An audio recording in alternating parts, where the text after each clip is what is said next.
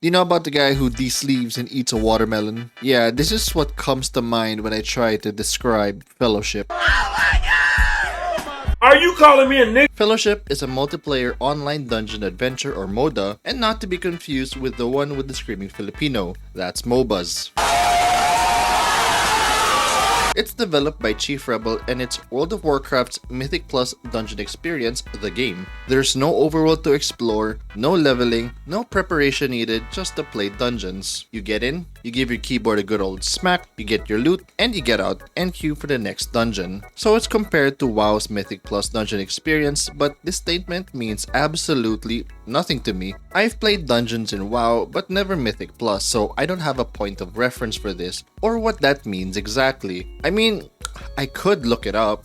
So anyway, most of my MMO time was spent in the Elder Scrolls Online. So that means Wall of Elements is on every build, and ESO's Pauldron game sucks donkey cheeks. But that's not going to stop me from telling you what Fellowship is and if you should be playing it. And I'm not gonna make you wait till the end of the video to tell you if you should be playing it. It's good, go play it, but don't go just yet. Do stay, listen to me ramble, and I need friends. Also, a disclaimer, this game is still in early access, so take any criticism I make with a grain of salt. Even though this game is a MODA, I'm going to be making a lot of comparisons to MMORPGs because it is taking a piece of the MMORPG experience, design practices, and putting it into one game. So yeah, I'm going to be making a lot of comparisons to those kinds of games. Welcome to the rice fields, motherfucker! If you've never played an MMORPG dungeon before, you and a couple of other random jabronis, in this case, 3 other jabronis, must work together to defeat hordes of enemies and powerful bosses. Each of you will have a role to play and you have a choice of 3. This is known as the Holy Trinity, but I see it as the worst threesome ever. You have your chunky boys, your hurdy boys, and the reason why you're dead. Thanks to all your mama jokes at enemies so that they make sure that all enemies attack them, pretending that getting smacked around doesn't turn them on in the slightest. Ding bong ding dong, hit stone cold aye! DPS attacks enemies and swings around huge damage numbers as if it equates to their dick size, and are attracted to glowing circles on the ground.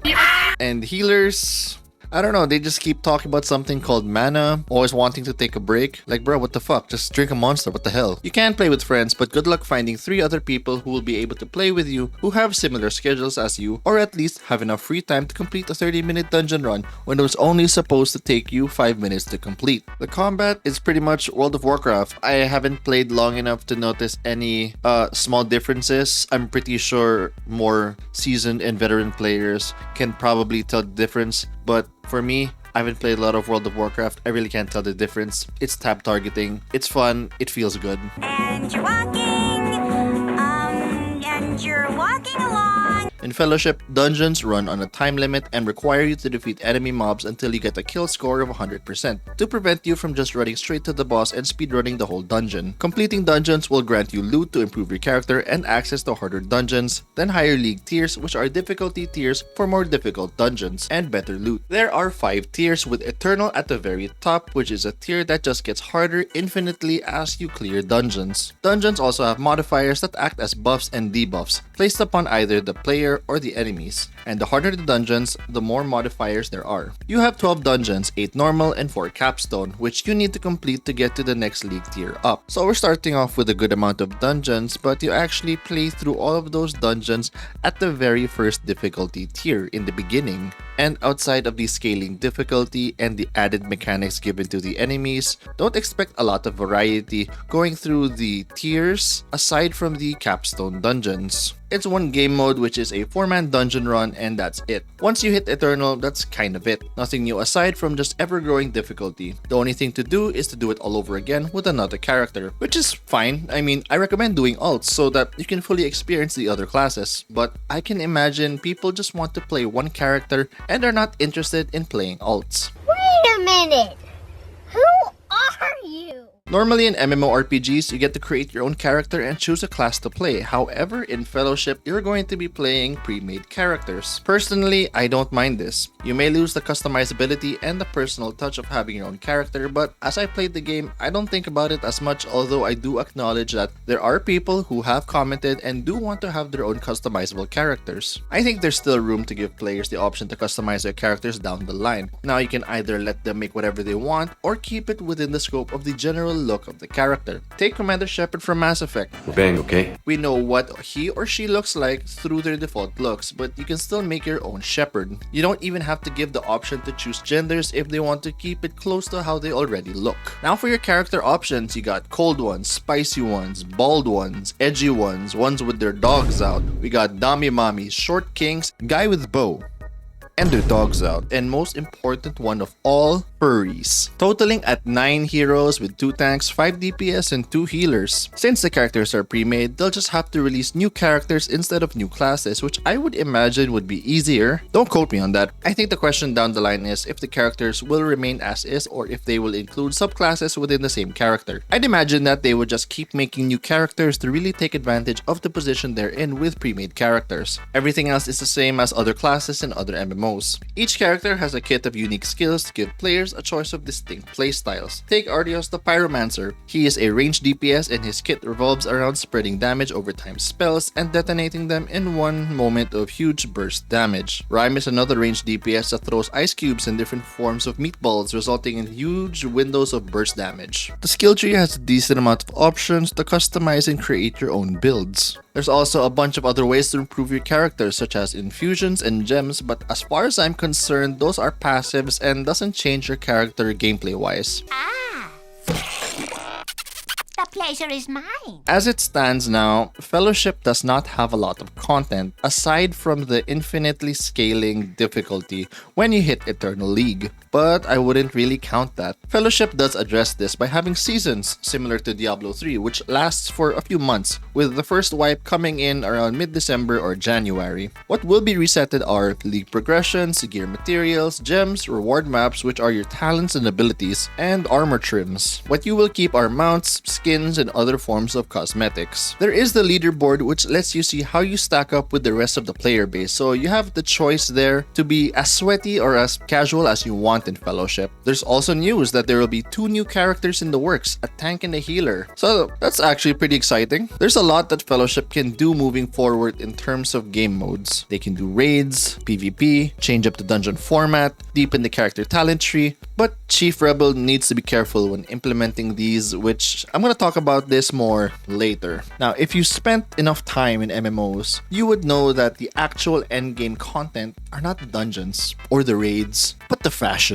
In Fellowship, you have skins to show off to people on the internet, but it's sad to see that it's very limited. As of now, you can only wear outfits as one piece and you cannot choose individual pieces to put on your character. Of course, let's not forget that it's still in early access and there's not a lot of outfits available. I gotta say, very good on Chief Rebel for their Halloween event and giving out free skins by just playing the game. And the skins are pretty nice. However, I do think that it's still worth saying that I hope down the line that there will be more options for customization as the game and the roster of outfits grow. It would be nice to see some cosmetics that you earn through playing the game and that it was earned through difficult challenges and achievements, so that you can show off that you were able to clear this dungeon at a certain time frame, or you pat yourself in the back and you got this skin because you didn't hurl slurs at your team after the 10th wipe because the DPS just won't fucking step away from the goddamn fire. You get the idea. It would also be nice to be able to have more control with our cosmetics by being able to choose individual pieces like pauldrons, chest, feet, etc., giving my character a more unique look. I can't choose how my character looks, so at least let us choose how our armor looks. Looking at it more, I'd rather have this than character customization, but having both would be nice. Wow, that is delicious. Finally, some good fucking food. The best part of Fellowship for me was that they brought a piece of the MMORPG experience, which are its dungeons, and distilled it into a singular product with a respect for time as a focus. I can just log in, hop on for a few dungeons, which typically go as fast as 5 to 10 minutes each, assuming you guys don't wipe and don't mess up. MMORPGs are notorious for taking up a lot of time where you can't just do meaningful content without some kind of time commitment through getting prerequisite items or any other form of setup required. While this is not always the case, it's still a concern for a whole group of players who may not have as much time as others but may still want the dungeon crawling experience and don't mind not having the rest, such as exploration, leveling, and all the other aspects of an MMORPG. Maybe you have a demanding job, maybe you have a family, maybe a bit of both or something else that just makes it hard to get into an MMORPG even if you want to. Say you do have the time but cannot justify paying a subscription, which is fair. Like, if you're a broke boy, just say so. Anyway. Fellowship is a one-time purchase game which most likely will have microtransactions in the form of cosmetics. It's still a one-time purchase and the price is not bad for what you're getting. Of course, it's not perfect. DPS queues, while can be fast, let's be real, still shit. And will never be as fast as queuing as a tank. Dungeons that are supposed to finish in 5 minutes end up going for 30 because someone can't figure out the mechanics and you guys just keep wiping. Things like these are part of the dungeon crawling experience that you cannot get rid of. It hurts my face. Boy, I really hates it. Now, there are a couple of issues I think Chief Rebel should be focusing on, and that mainly revolves around people leaving games and how people join games. Now, for people leaving games, there's two situations here. People leaving games mid-dungeon and people leaving games mid-queue. Specifically, when a game is found and you have to choose the map that you're going to play in. Now, what I noticed what's been happening, and I'm guilty of this, is where people leave in which I assume that the maps that show up, no one wants to play, or at least one person doesn't want to play the map. In my case, I need to play one of the capstone dungeons and the game is not giving it to me. So I quit and re-queue. Now, at this point, everyone loses. Me, or in this case, whoever leaves the queue, did not get the dungeon that they kind of need to do. And everyone else, they were probably okay with whatever selection was given and were ready to play. But because one left, the queue has to restart.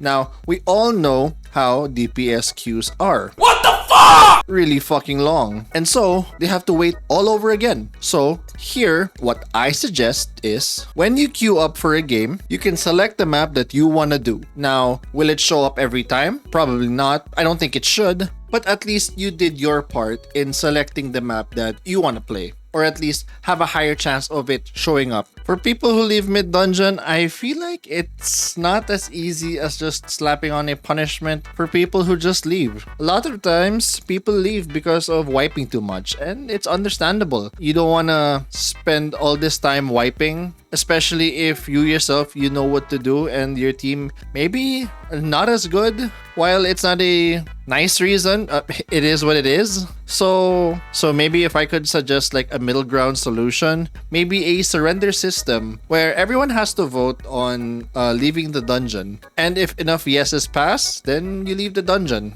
But straight up punishment for people who leave? I don't know about that yet. What do you guys think? Let me know in the comments below. Now, for people joining games, if you have no friends, you have no choice but to leave it up to RNG that you get either good people or just, people who won't leave, and you have to go through the whole time waiting just to find the game. So to remedy this, I think Chief Rebel should implement a looking for group system. Have a window where you can either join a group or create a group. If you create a group, you can just tell the people, hey, this is the content I want to run. This is how fast I want to go. Is it going to be chill? Is it going to be sweaty? Yeah, looking for a group. I think it's going to work well. Everyone has a different question paper.